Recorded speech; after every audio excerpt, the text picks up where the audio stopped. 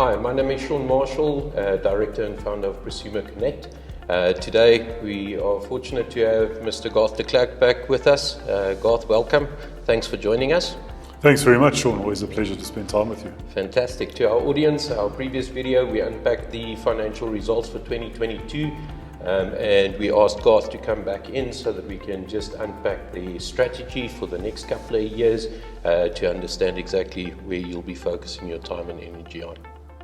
So Garth, if we can jump right into it, the long and short is, although you guys are a non-profit organization, in order to remain relevant and sustainable, or in order to be sustainable, you need to remain relevant as such. So, you guys need to continue delivering results.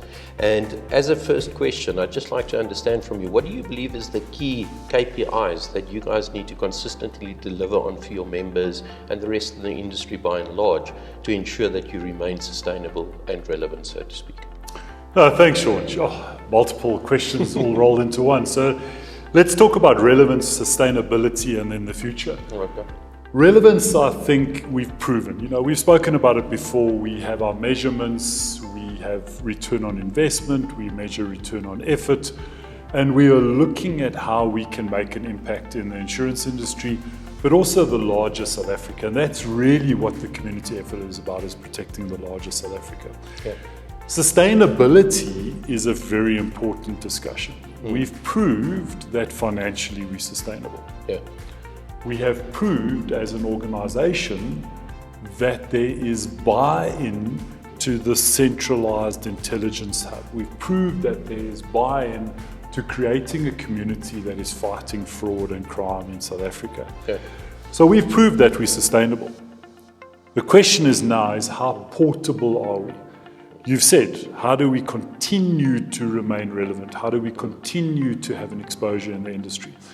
And that's what we're looking at now. We've implemented our 2017 strategy. It's now 2022, 5 years later. We are looking back over the journey over the last 5 years, and we've learned lessons as to where we had successes and where we had to improve. We've taken those lessons and we believe now we have an offering that the broader financial services industry will be interested in investing in. Yeah.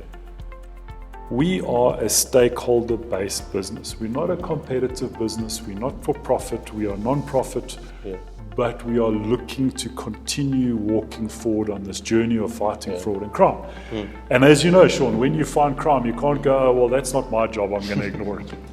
That's the banking sector, or that's the investment sector. Absolutely. Can't do that. If you've discovered there's crime, if you've discovered there's a syndicate, you have to mitigate the risk around that syndicate. Yeah. And that's where we are now reaching out our hands to further players in the financial services sector to say, well, join us. Yeah. Let's see what more we can do together. Yeah. So relevance, sustainability, the future, we have thoughts on all of those, and we think it's portable. We think it's something that we can take forward.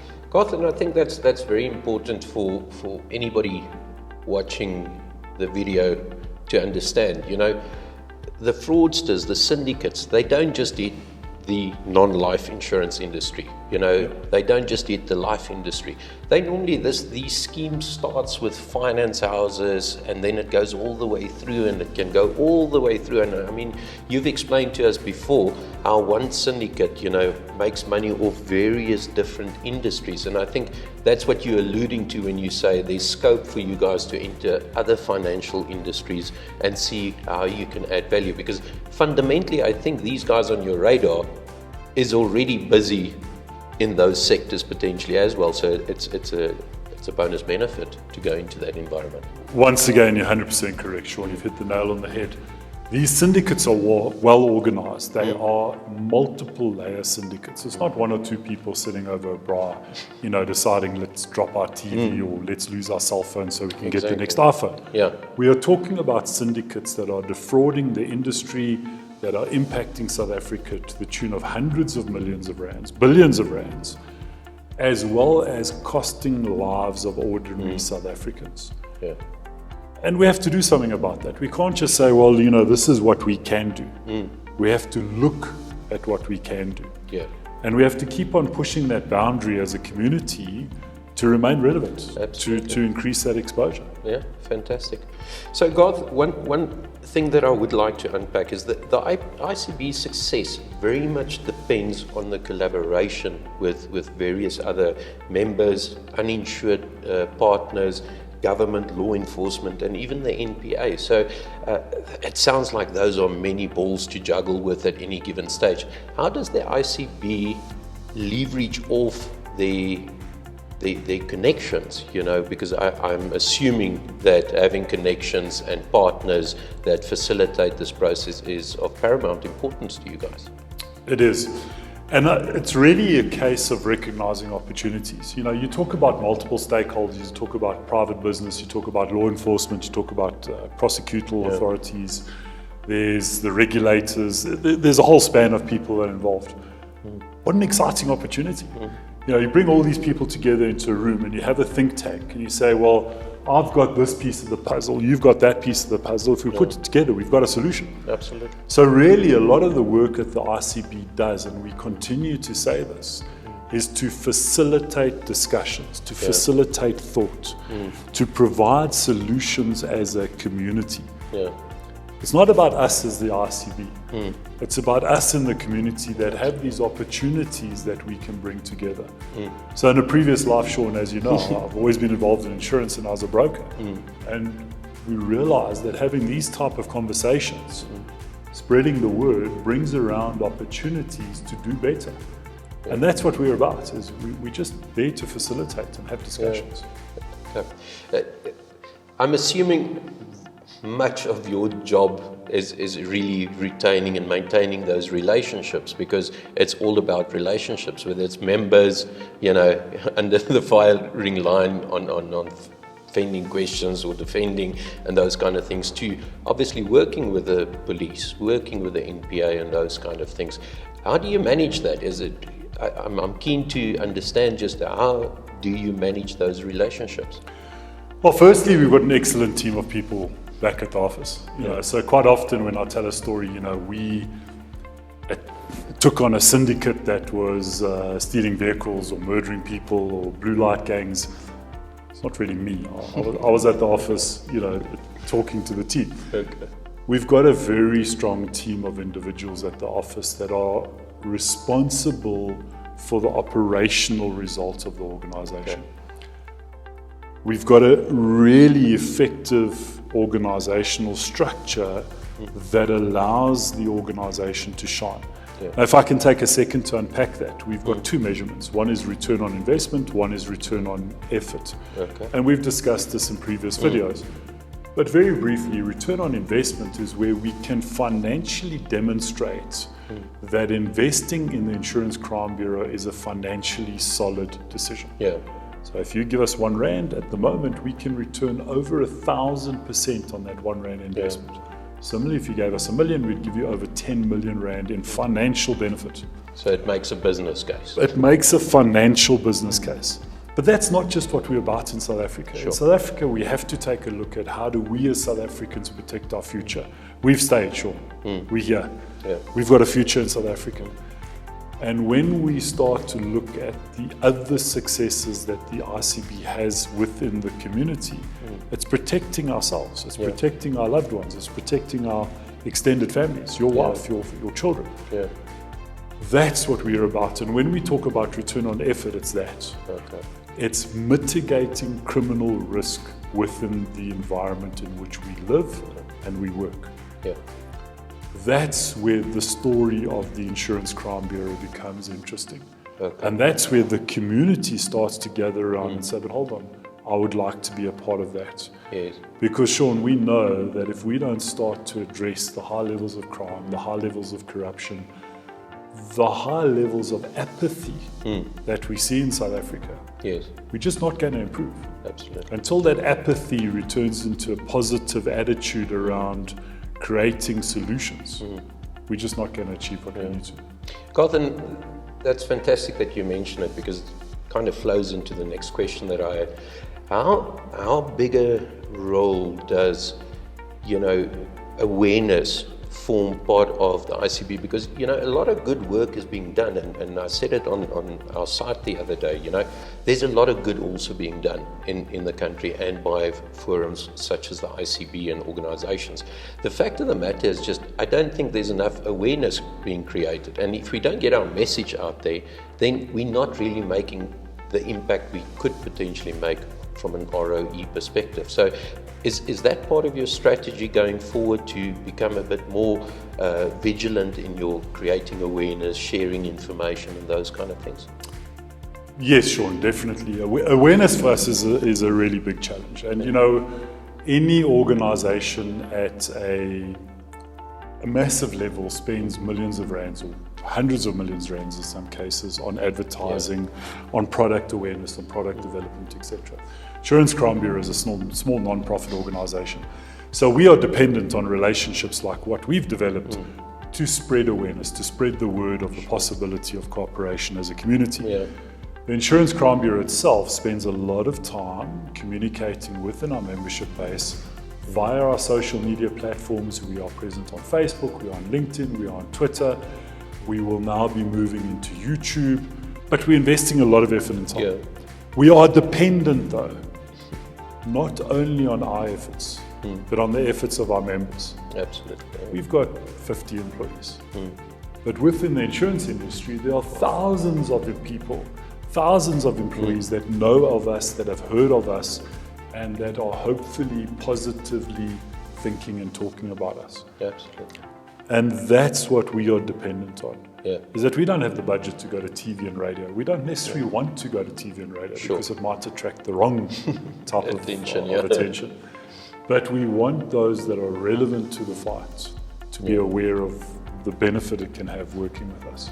No, Garth, it's very valid. And the reality is with small organizations is you just simply have to box cleverer, you know, so you have to find those niches and those kind of things. And one thing I can say to anybody watching this, you know, you've always availed yourself when we've asked for some time, you know, so you're always very happy to come forward, spend some of your personal time with us and create that awareness. So thanks for that, and I hope more people watching this takes you up on the offer and invites you to similar conversations.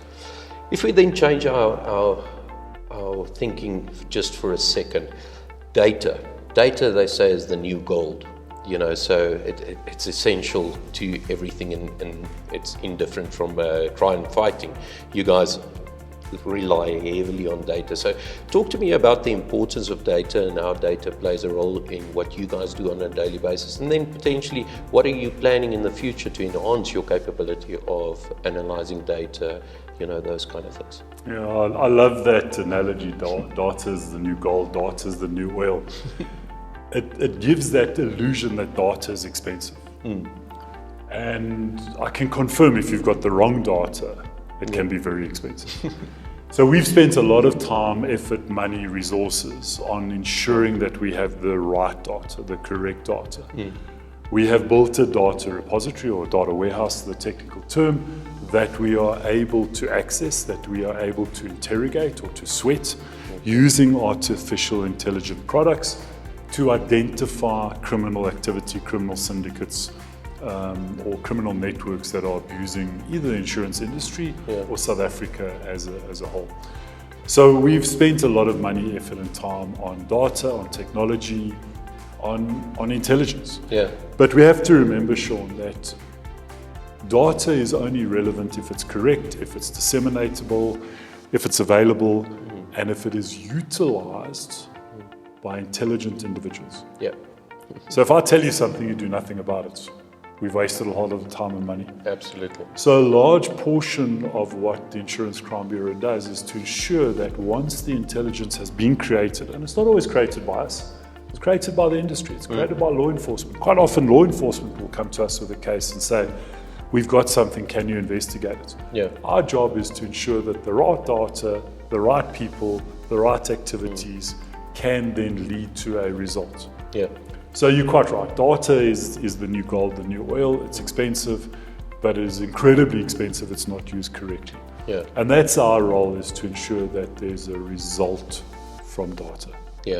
absolutely. And Garth, I think one of the things that you constantly struggle with as well, like you say, is much of your data is dependent on your members and their ability to share it and those kind of things. And let's be honest, not all insurers are also, in control of their data. Sure. Some insurers are still working on paper-based, so claim forms and those kind of things.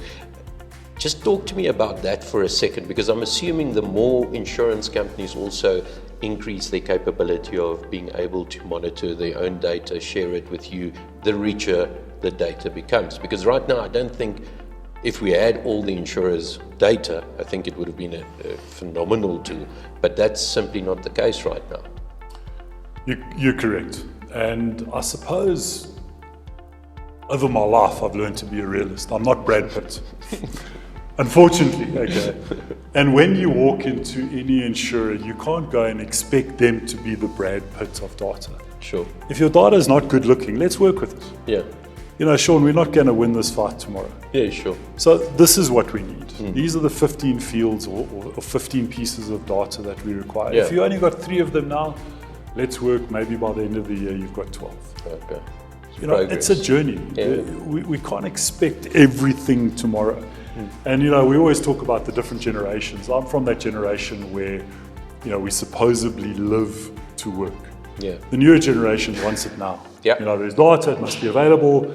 We must be able to make a decision. Instant Hold gratification. on a second. Instant gratification when it comes to fighting crime is wrong. We need to ensure that that journey results in a conviction and results in improving the environment. And that's not going to happen tomorrow. Yeah. So yes, some insurers have better data than other. We don't care. Yeah. It's your attitude that counts. Because if you've got the best data, but the wrong attitude around sharing it and utilizing it, etc., I'd rather work with somebody who's got the right attitude and wants to be part of the community. Because that's a big thing, and before stepping off on this point, it's like you say, I can enable you with the data, but it's what you do about it. Correct. So I've heard in the past, some members saying, but what's the value with ICB? Then the first question I always ask is, but how do you utilize it? Correct. How do you interact with the ICB and those kind of things, And then you quickly realize your results is simply what you do with the information, and it goes back to what you say. So I'm assuming that's an ongoing thing for you guys to create awareness around data, how to utilize it, and those kind of things. Because that in turn comes back to your ROI and the success of what you can deliver for the industry. Sure. Again, Shaun, the relationship with stakeholders, the relationship with members or with partners like law enforcement, it's a journey. Yeah. It's like a marriage. You flux through a relationship. You have good days, bad days, you have learning days, you have irritable days. What we've learned as a community is that we need to have patience, we need to be open-minded, we need to be transparent with each other. If I'm having a bad day, let me tell you I'm having a bad day, so that you can recognize that and work around it. And when we're discussing with members, we often go to them and say, listen guys, if you don't put an effort into this relationship, it's not going to work. Yeah. It can't be a one-way street. But what we think we've been successful in, is bringing the members into the accountability side of the Insurance Crime Bureau. Yeah. Members feel responsible, they feel accountable, but they're responsible for the positive results. Yeah. Those results are their results. We didn't do it by ourselves. Okay, fantastic. Garth, then from data to technology, the two, some argue it goes hand in hand and those kind of things, but from a technological advancement point of view, technology is moving at a rapid pace. Is technology critical to your strategy going forward, and how do you guys utilize technology to combat fraud? Yeah, it is critical. We have been on a digital journey over the last couple of years. I know a lot of our members feel that it hasn't been fast-paced enough. More money, more resources, faster paces. We have to go back to that Brad Pitt reality. Yeah. If we've got a budget this big, we can't necessarily deliver that big. We have made a lot of strides in terms of our web-enabled offering. So we have a system that we call WES. We're not good at making up names, which stands for Web Inquiry System. And on that system, members are able to access information, they're able to submit inquiries, they're able to access some of the Insurance Crime Bureau products, whereas 3 years ago they weren't able to do that. We have also developed an app that is starting to deliver products like fingerprinting.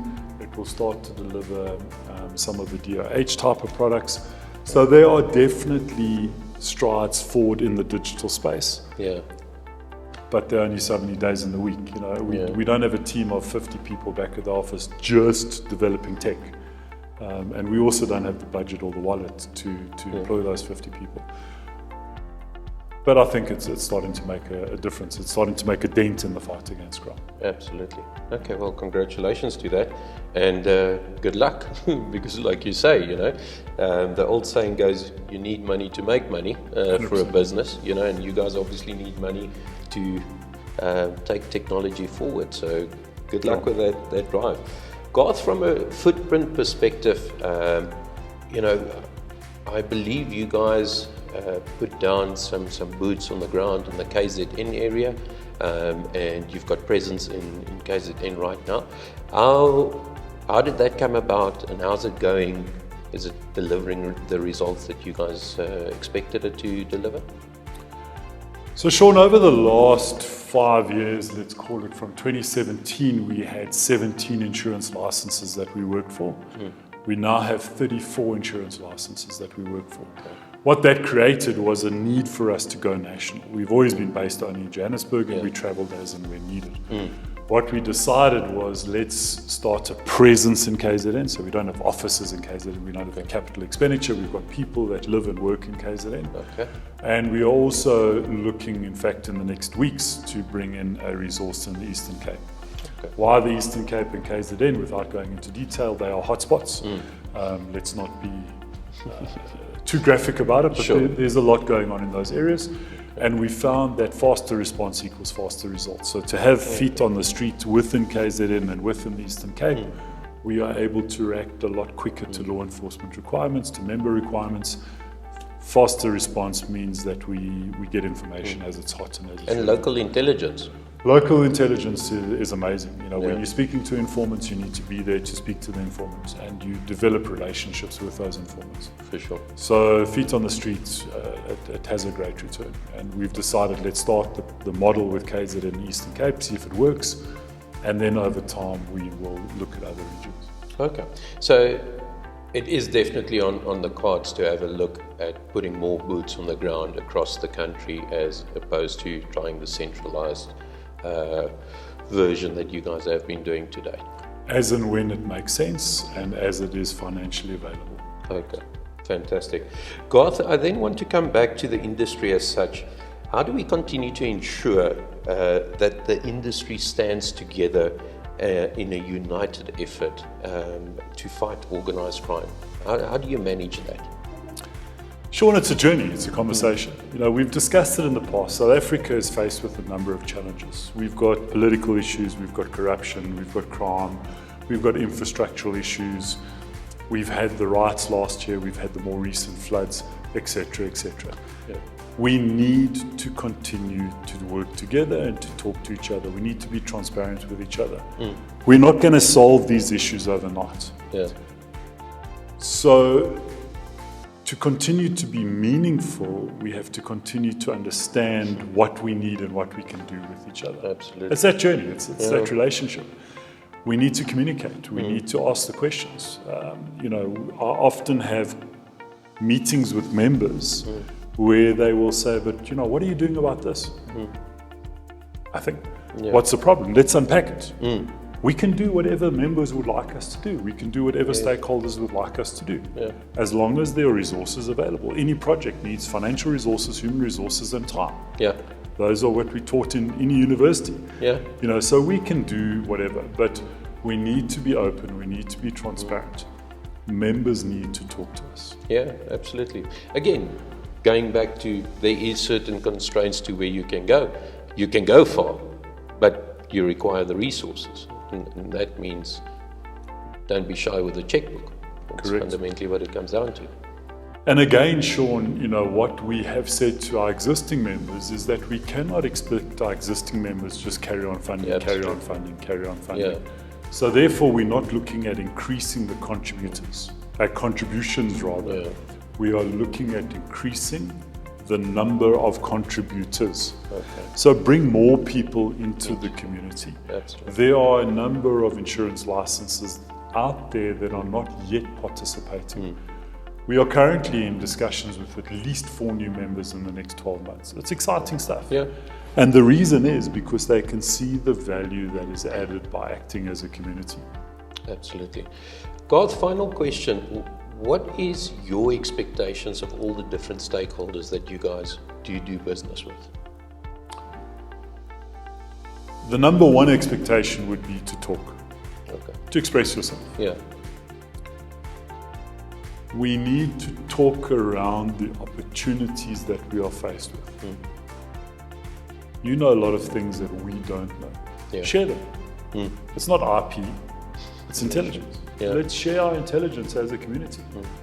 Let's talk to each other around our specific learnings, and let's then talk to each other around the benefit of those learnings. Yeah. One of the biggest asks that we have of members is to be proud of the organization that they've invested a lot of money in. Yeah. So be proud of it. Absolutely. When you are in an executive meeting or when you are networking at a broker function or at an industry function, talk about the Insurance Crown Bureau. You own it. It's your organization. Absolutely. Be proud of it, speak about it, and let's see what more we can do. And then the second thing, I think, is to challenge us. We needed to, as an organization, to continue to increase our scope, to maintain our relevance, our sustainability. Absolutely. And in order to do that, we need to be challenged. Yeah. There is a lot of intelligence within the insurance industry. There's a lot of ideas out there. Bring them to the table. Let's talk about how we as a community can address the scourge of crime in South Africa. Yeah. So challenge us, talk to us, and then be realistic around what you expect us to do with those discussions. Yeah. As we've said, if the budget is this big, the result can only go so far. For sure. Encourage other contributors to join the party. Garth, I think our time is up, but thanks once again for coming through and sharing your strategy with us. I'm particularly keen on especially creating more awareness, so I'll be a keen follower of your platforms and looking forward to creating more awareness and thereby showcasing the great work that your organization is doing. And from my point of view and from our community, thank you very much for everything that you are doing. Thank you very much, Shaun, and really again, thanks for this opportunity. And I encourage the community out there to follow us on our social media. We're on Facebook, we're on LinkedIn, we're on Twitter, as well as the saicb.co.za. Watch out for the opportunities to learn, to communicate, and to network with us. So thank you very much again, Shaun. Thank you very much. Thanks for your time, guys. Do tune in next time.